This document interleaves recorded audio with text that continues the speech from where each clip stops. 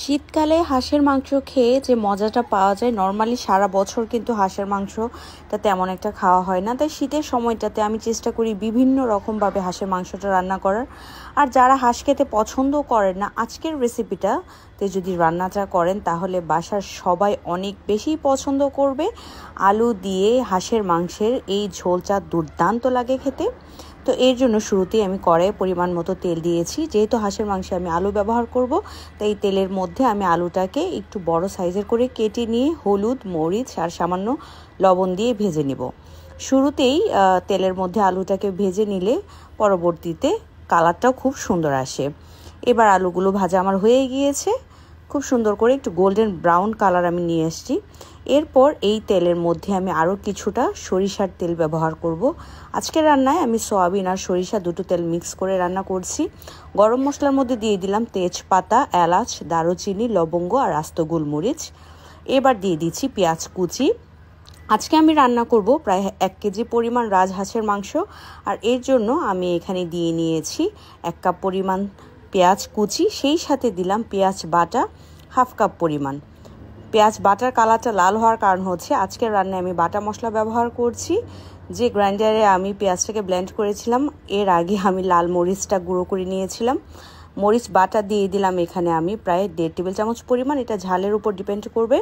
1 table চামচ করে আদা বাটা, রসুন বাটা আর জিরা বাটাটা দিয়ে দিলাম। খুব ভালো করে এবার কষিয়ে নেওয়ার পালা। আমি কিন্তু প্রত্যেকটা ভিডিওতেই বলি, রান্নাটা মজা করার খুব দারুণ একটা ট্রিক্স হচ্ছে মশলাটাকে বেশি করে কষিয়ে নিতে হবে।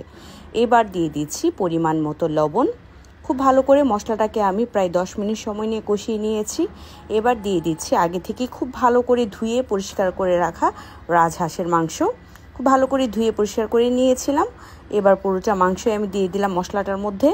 মশলার সাথে এবার মাংসটা খুব ভালো করে মিশিয়ে নেওয়ার পালা। আলতো হাতে আমি এই মশলাটা মাংসের সাথে মিশিয়ে নিচ্ছি। আর এই মশলার কষানোতেই কিন্তু তরকারির কালার অনেকটাই ডিপেন্ড করে। খুব সুন্দর কিন্তু একটা অলরেডি কালার চলে আসছে। ঢাকা দিয়ে রান্না করেছি প্রায় 20 থেকে 25 মিনিট সময়। তেল আর পানি কিন্তু এবার আলাদা হয়ে গিয়েছে। খুব ভালো করে কিন্তু এটা কষিয়ে নিতে হবে। আমি প্রায় 30 থেকে 35 মিনিট সময় এইভাবেই কষিয়ে নিব। আর এই কষানোর ফলে কিন্তু মাংসের স্বাদ অনেক বেশি বেড়ে যাবে। সেই সাথে হাঁসের মধ্যে যদি কোনো এক্সট্রা স্মেল থাকে সেটাও চলে যাবে। দিয়ে দিলাম এখানে 1/2 টেবিল চামচ পরিমাণ জয়ফল আর জয়ত্রীর গুঁড়া, সেই সাথে দিচ্ছি চীনাবাদাম বাটা 1/2 কাপ পরিমাণ। এটা কিন্তু চাইলে স্কিপ করা যাবে। যদি আপনারা মাংসের ঝোলটাকে একটু ঘন করতে চান, সেক্ষেত্রে বাদাম বাটাটা ব্যবহার করতে পারবেন। ফুটন্ত গরম পানি দিয়ে দিচ্ছি এখানে মাংসটাকে ভালো করে সেদ্ধর জন্য, আর সেই সাথে ঝোলের পরিমাণ এখানে আমি প্রায় 1 কেজি মাংসের জন্য প্রায় 3 কাপ পরিমাণ ফুটন্ত গরম পানি দিয়েছি। ভেজে রাখা আলুটা এবার দিয়ে দিচ্ছি। খুব ভালো করে কিন্তু এবার সব কিছু মিশিয়ে নিয়ে ঢাকা দিয়ে রান্না করব আরও প্রায় 30 থেকে 35 মিনিট সময়। খুব ভালো করে যখন আলু আর মাংসটা সেদ্ধ হয়ে যাবে, তখন এর মধ্যে আমি আরও একটা মশলা ব্যবহার করব। মাংসের ঝোলটা কিন্তু অনেকটাই কমে এসছে, আর আমি চেক করে নিয়েছি মাংসটাও সেদ্ধ হয়ে গিয়েছে। আলুটা যেহেতু আগেই ভেজে নিয়েছিলাম, ওটাও সেদ্ধ হয়ে গিয়েছে।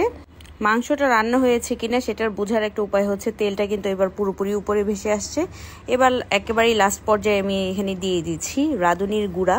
কারো কাছে যদি এটা অ্যাভেলেবেল না থাকে, সেক্ষেত্রে গরম মশলা গুঁড়া দিলেও হবে। তবে হাঁস রান্নায় এই রাঁধুনির গুঁড়াটা ব্যবহার করলে খুব সুন্দর একটা স্মেল আসে। 4-5টা আস্ত কাঁচামরিচ দিয়ে আমি ঢেকে রান্না করব আরও প্রায় 10 মিনিট সময়। এবার কিন্তু আমার মাংস রান্নাটা একেবারেই রেডি। যতটা দুর্দান্ত কালার এসছে, সেই সাথে এটার স্বাদের কথা কি বলবো, আলহামদুলিল্লাহ খুবই ভালো টেস্ট হয়েছিল। মাংসটাও কিন্তু খুব ভালোভাবে সেদ্ধ হয়ে গিয়েছে। রাজহাঁস সেদ্ধ হতে কিন্তু বেশি সময় লাগে। তা পুরোটা রান্নায় আমি করেছি মিডিয়াম টু লো হিটে। আশা করছি আজকের ভিডিওটা আপনাদের কাছে ভালো লেগেছে।